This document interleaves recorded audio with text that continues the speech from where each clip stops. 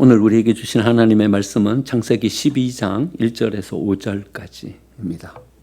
하나님의 말씀입니다. 여호와께서 아브라함에게 이르시되 너는 너의 고향과 친척과 아버지의 집을 떠나 내가 내게 보여줄 땅으로 가라. 내가 너로 큰 민족을 이루고 내게 복을 주어 내 이름을 장대하게 하리니 너는 복이 될지라.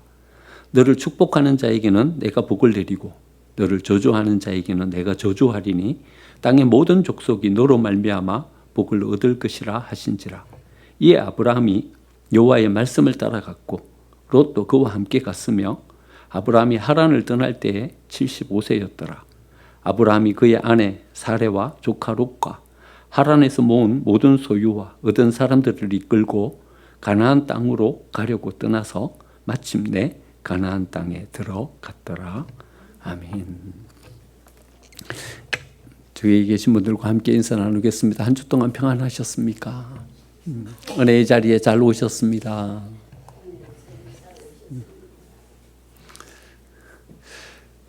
강원도 평창 또 삼척 이쪽 지역은요 고생대 국가지질공원으로 이렇게 지정돼 있어요.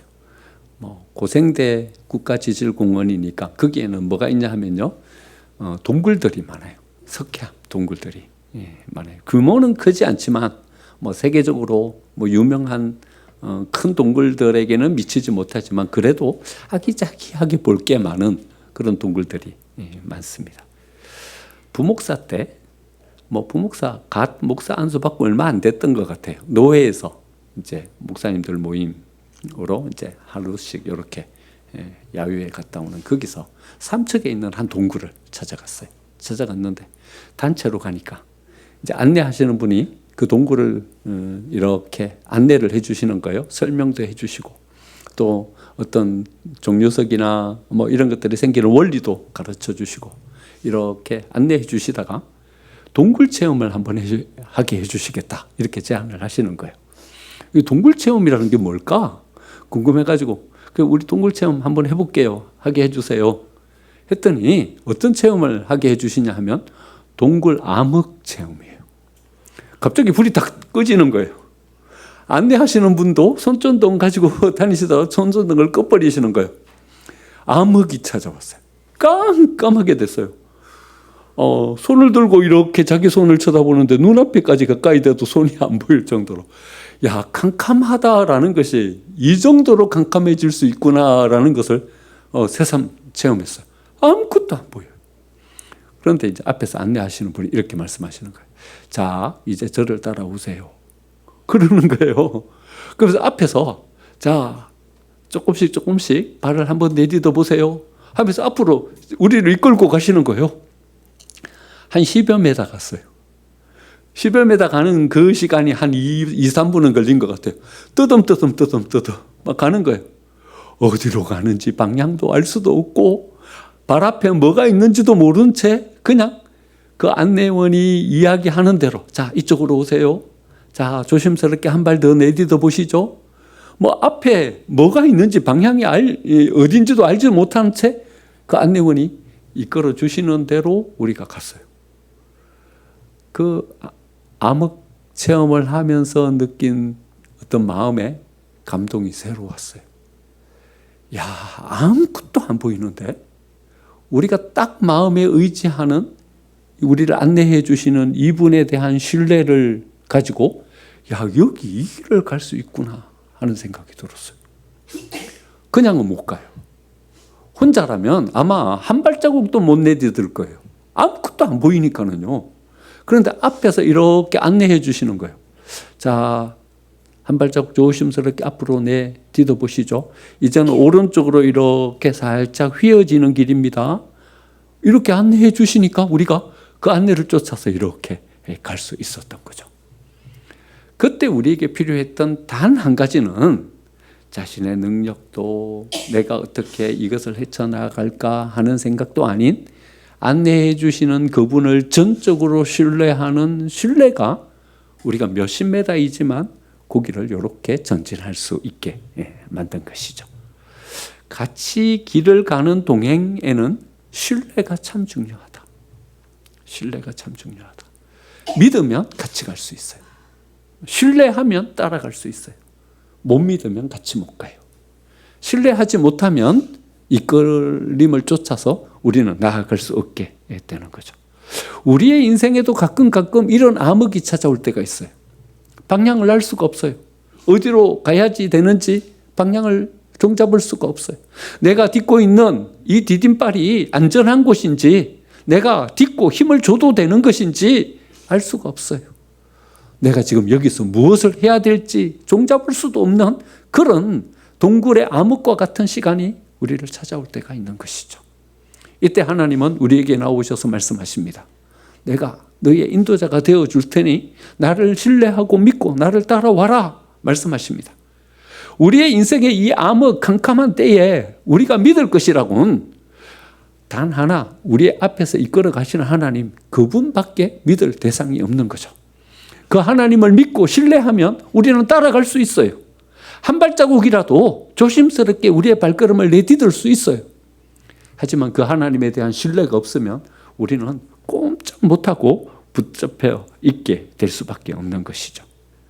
이스라엘의 신앙의 출발점이라고 할 수 있었던 아브라함, 이 아브라함을 통해서 얻을 수 있는, 볼 수 있는 가장 큰 신앙의 진수는 바로 이것이다 생각합니다. 아브라함은 하나님을 향한 신뢰를 가진 사람이었다는 거죠. 하나님을 믿고 하나님의 그 인도하심을 쫓아 나아갈 수 있는 사람이었습니다. 아브라함의 삶에 하나님의 말씀이 임합니다. 1절 말씀 보니까 이렇게 말합니다. 여호와께서 아브라함에게 이르시되 너는 너의 고향과 친척과 아버지 집을 떠나 내가 내게 보여줄 땅으로 가라. 아버지 집을 떠나 내게 보여줄 땅으로 가라. 이래 말씀하십니다. 여러분, 이 말씀이 무슨 말씀일까요? 아버지 집을 떠나라. 내가 보여줄 땅으로 가라.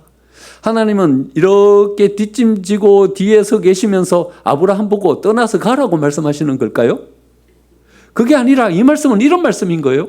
내가 가나안에 여기서 어떤 계획을 가지고 있어.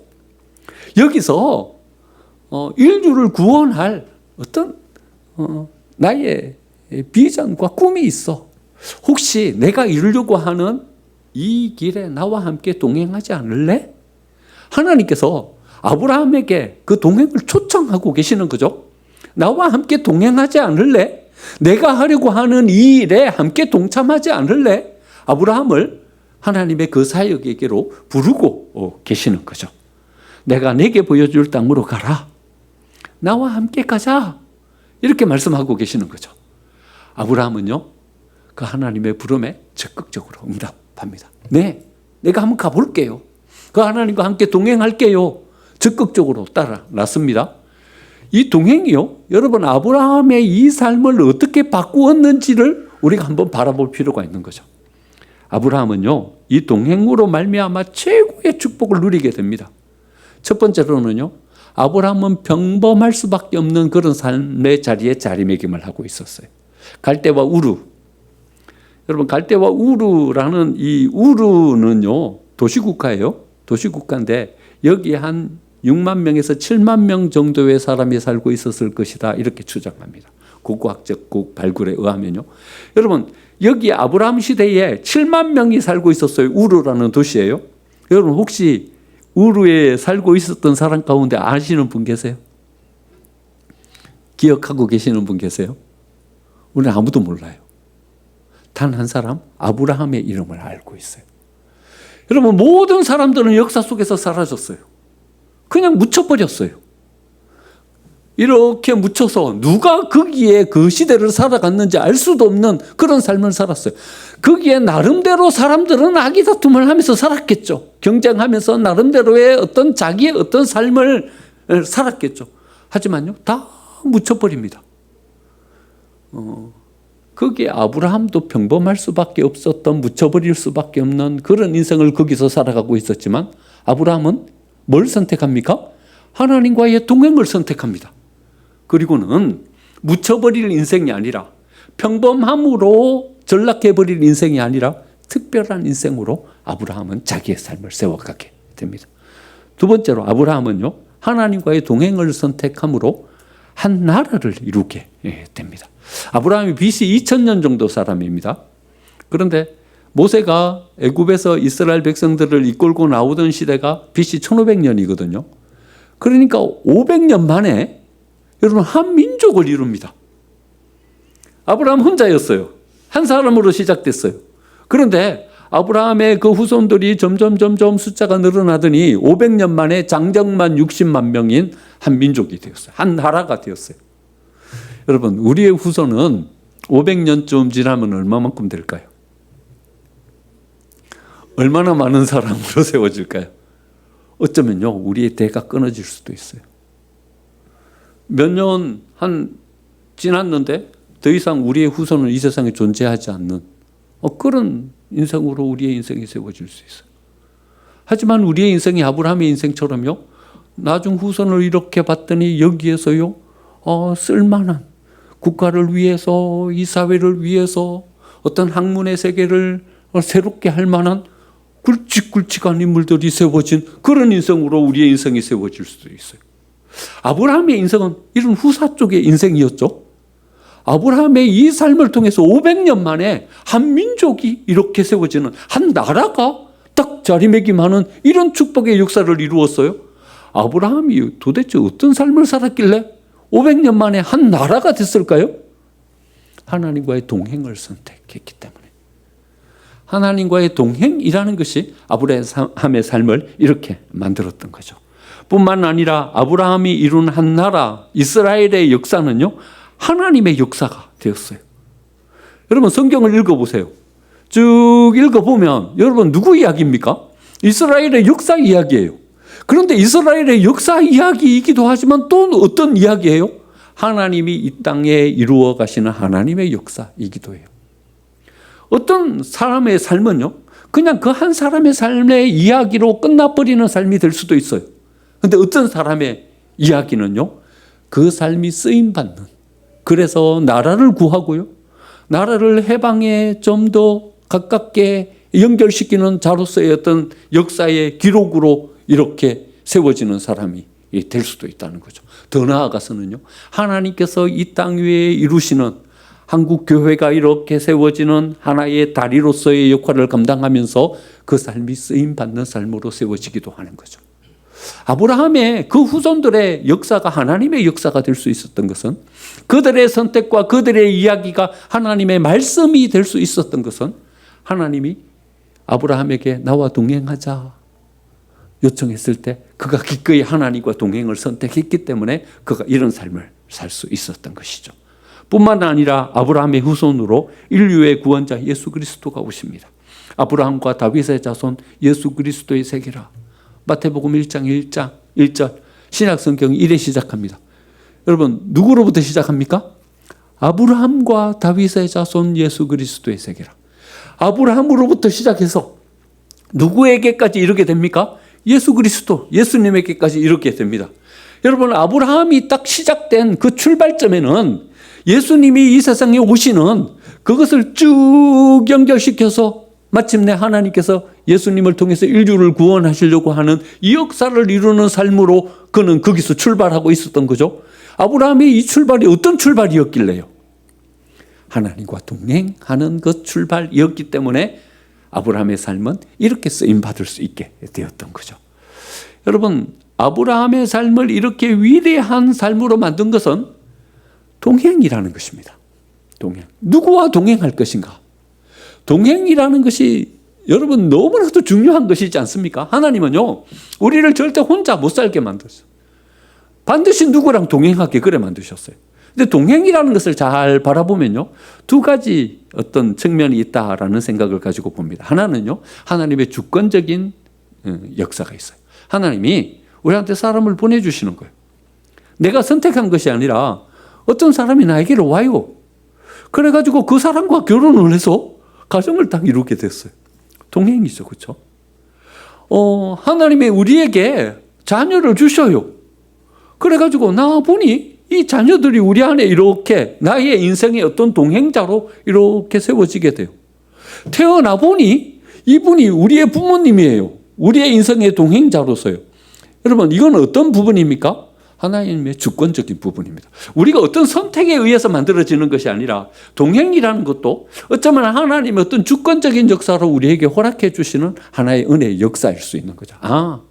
우리의 동행, 여기에서의 어떤 수평적인 측면에서 바라볼 때 동행은 하나님의 주권적인 역사로 우리에게 누군가를 보내주시고 그 사람과 함께 동행하는 이런 부분이 있구나 하는 것을 바라보게 됩니다. 그런데 여기에는요, 또 다른 한 측면도 있어요. 어떤 측면인가 하면요, 우리의 선택이라는 측면이 있어요. 여러분, 이 동행을 여러분은 어떤 가치로 가치 매김을 하고 무게감을 두고 이걸 바라보십니까? 이건 우리의 선택이에요.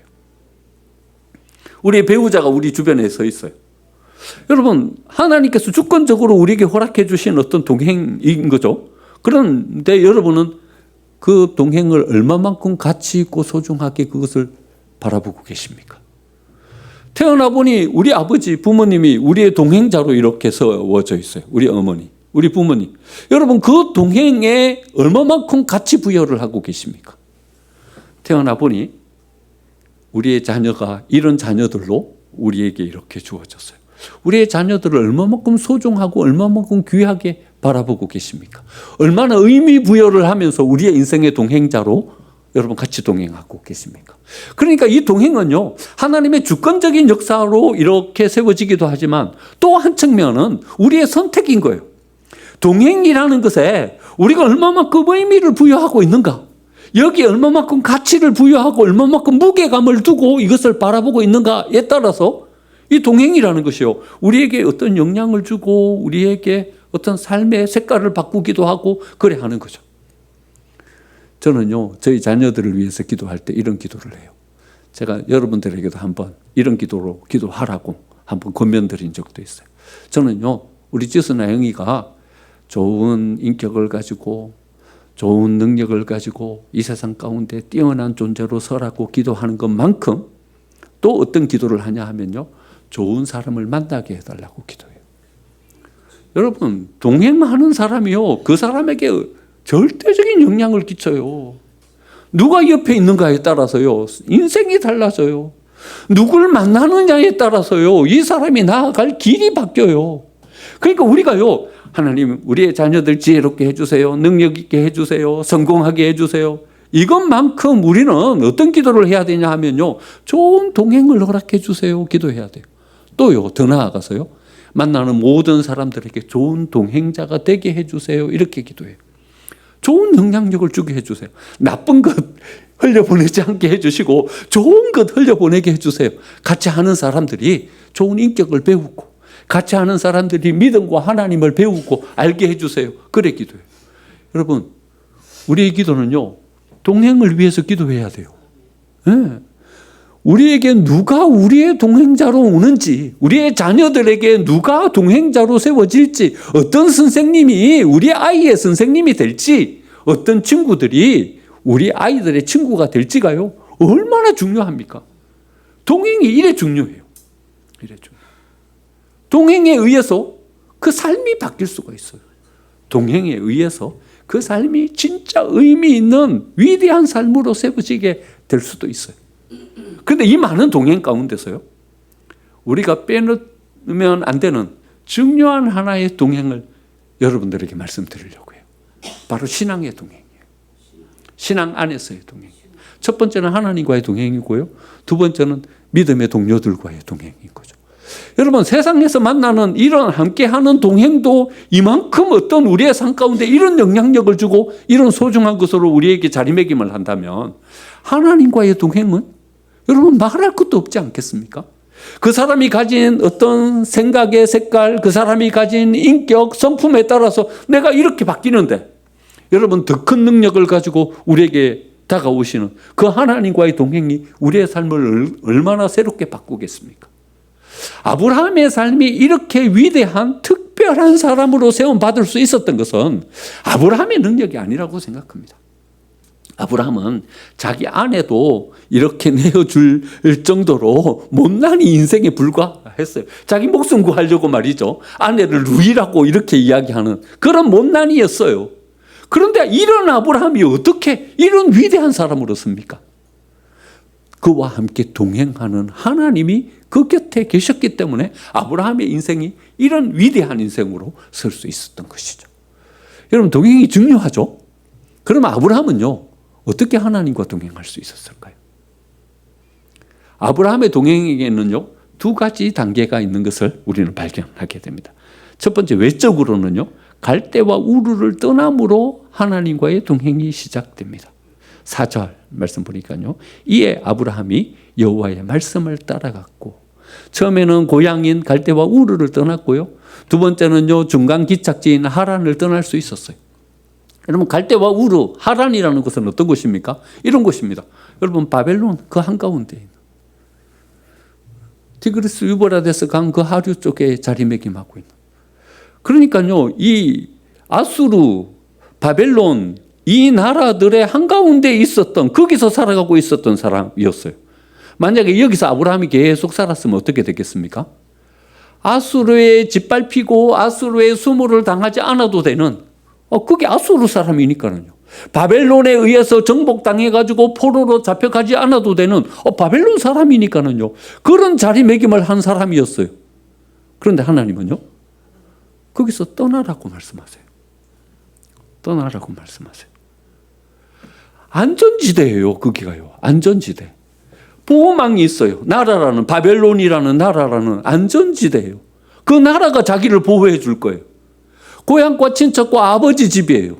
사람들이 자기 울타리가 되어 줄 거예요. 안전지대예요.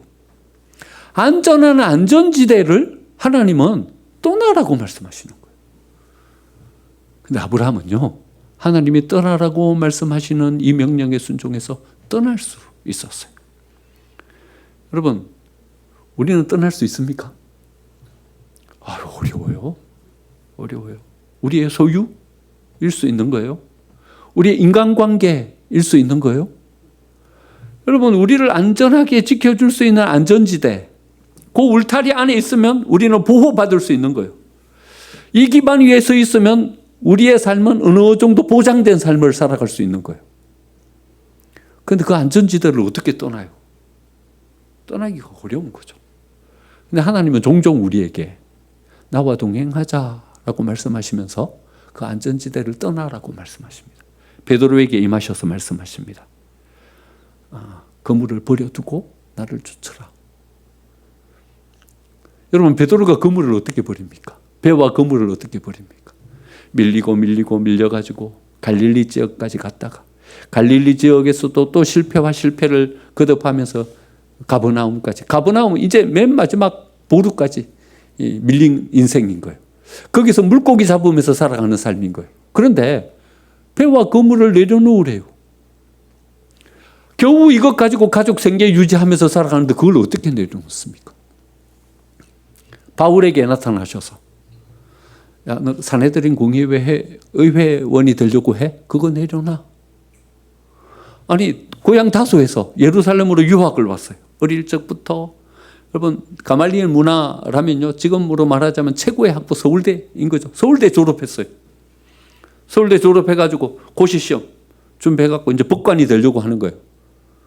근데 너 그거 하지 마, 이런 말씀하시는 거예요. 서울 의대 졸업했어요. 의사 되려고 하는 거예요.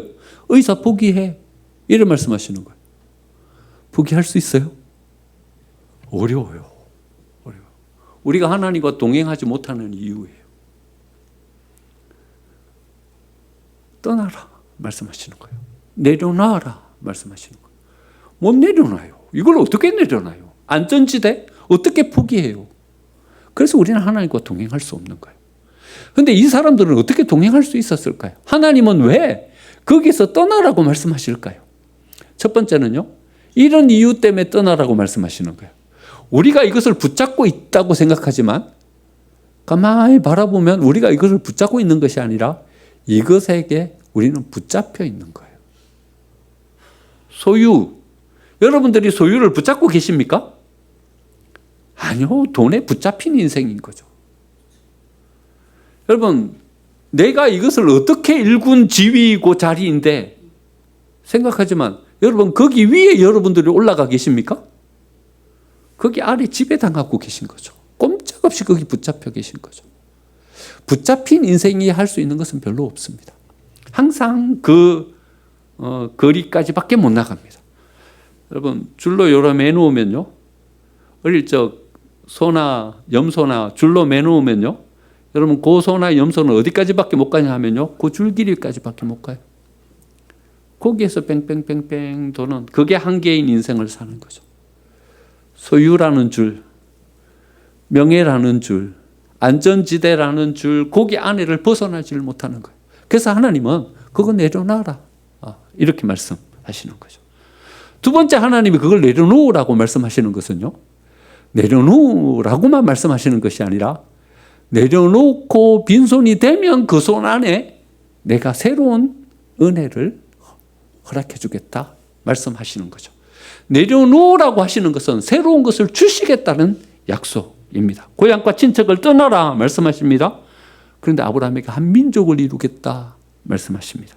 아버지 집을 떠나라 말씀하십니다.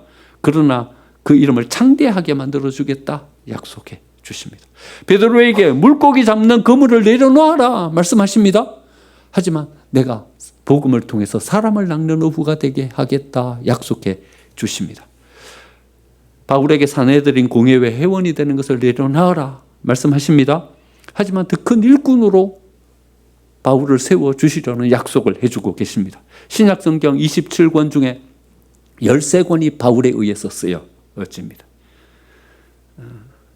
안디옥 교회, 로마 교회가 바울에 의해서 세워집니다. 여러분, 내려놓으면 우리는 모든 것을 잃는다 생각하지만 하나님은 그 빈손 안에 더 복되고 더 가치 있는 것을 우리에게 세워주십니다. 여러분, 우리에게도 하나님께서 동행을 요청하십니다. 나와 동행하자. 그 안전지대를 떠나라 말씀하십니다. 그런데 우리가 안전지대를 못 떠나는 이유는 하나님 손에 우리에게 허락해 주실 그 선물의 은혜를 못 보기 때문에 안전지대를 못 떠나는 거죠. 하지만 하나님의 손에 뭐가 들려있는지를 바라보면 우리는 이 자리를 떠날 수 있습니다.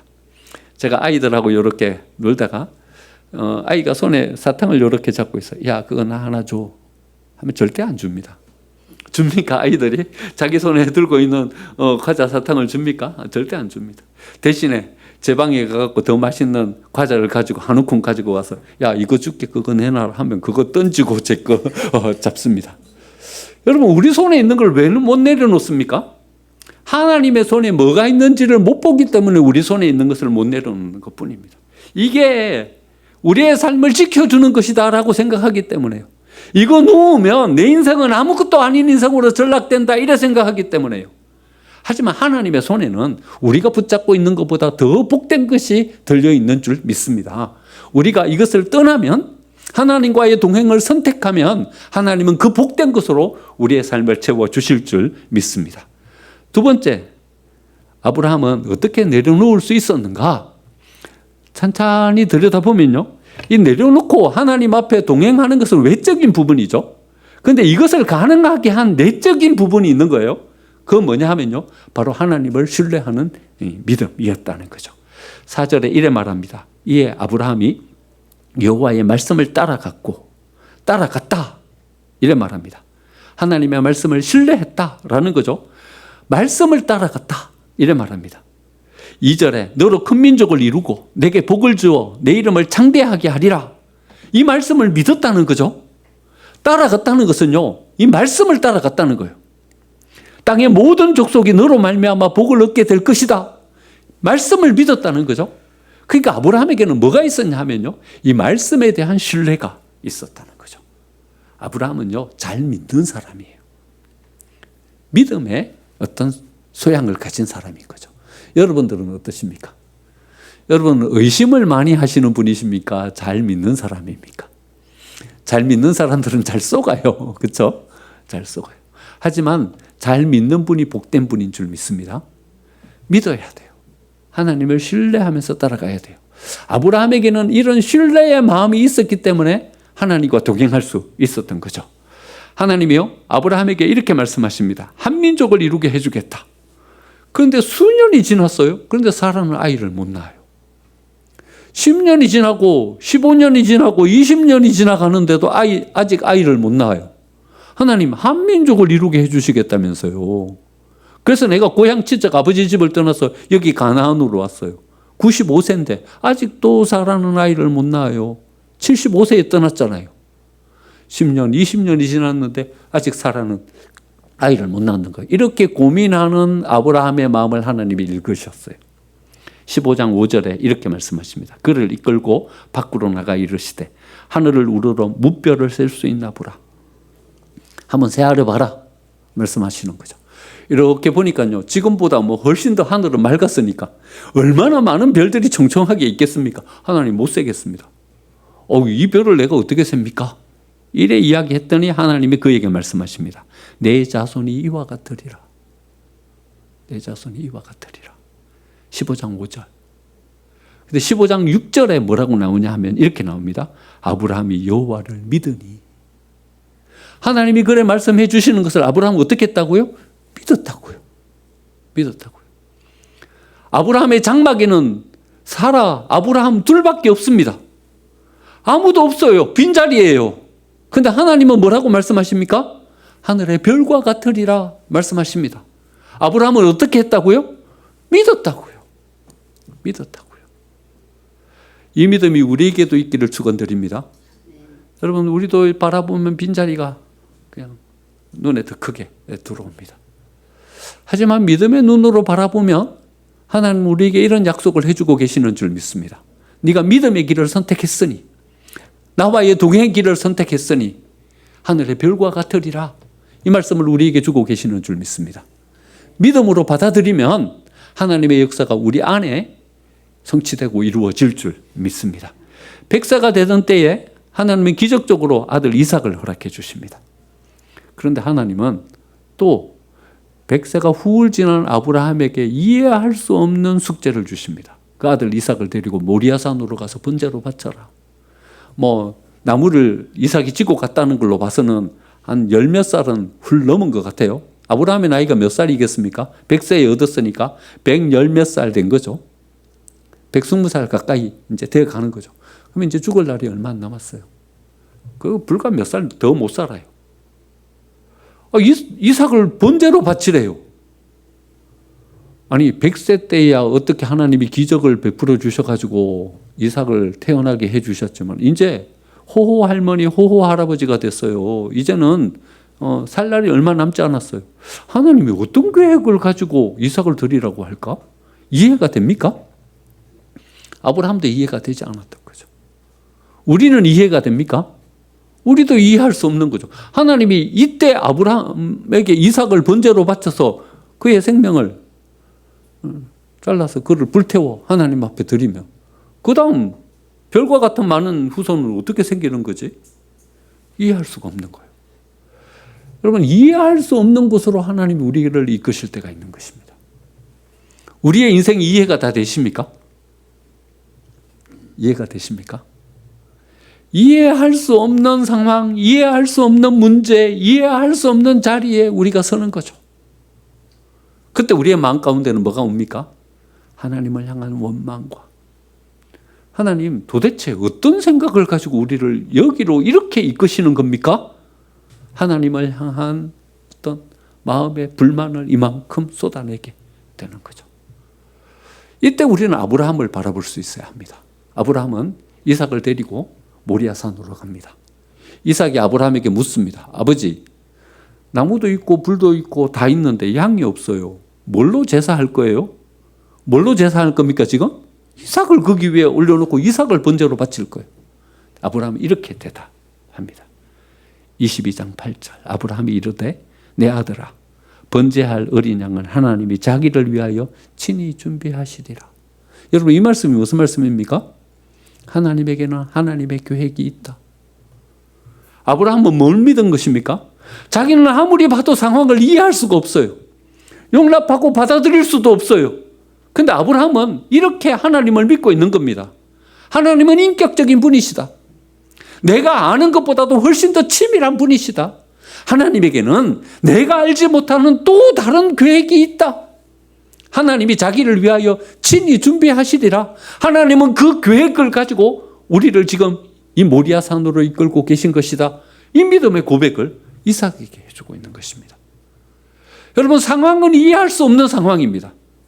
문제는 아브라함 스스로 풀 수 없는 문제입니다. 하지만 우리가 풀 수 없는 문제 앞에 직면했을 때, 우리가 이해할 수 없는 상황 가운데 직면했을 때 아브라함처럼 우리가 붙잡아야 할 것은 하나님께서 가지고 계신 또 다른 계획과 섭리를 믿는 믿음입니다. 여러분, 이 신뢰를 가지고 우리가 나아갈 때 비로소 우리는 하나님께서 우리에게 허락해 주시는 은혜의 자리에 우리를 세울 줄 믿습니다. 여러분, 우리는 하나님으로부터 동행을 요청받은 사람이고 하나님과 동행하기로 결정하고 여기에 선 사람들입니다.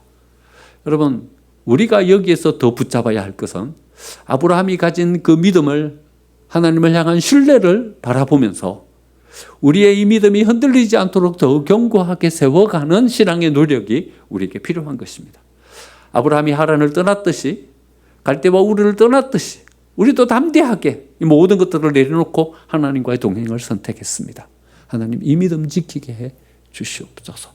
하나님 아버지, 우리가 하나님과의 동행을 선택하면서 이해할 수 없는 여러 가지 어려움과 문제 앞에 직면하지만 아브라함이 내적인 하나님의 그 계획을 신뢰하는 믿음을 가지고 나아갔듯이 우리도 하나님이 또 다른 계획과 섭리를 가지고 우리를 이끄심을 신뢰하며 나아가게 해 주시옵소서. 기도하면서 나아갈 때 우리는 끝까지 이 길을 가게 될 줄 믿습니다. 아브라함이 위대한 하나님의 사람으로 쓰임받고 위대한 하나님의 역사를 이루는 하나님의 사람이 되었듯이 끝까지 하나님과 잘 동행함으로 하나님의 은혜의 역사를 우리의 삶 가운데 복되게 세워가는 저와 여러분이 되시기를 간절히 축원드립니다. 아멘.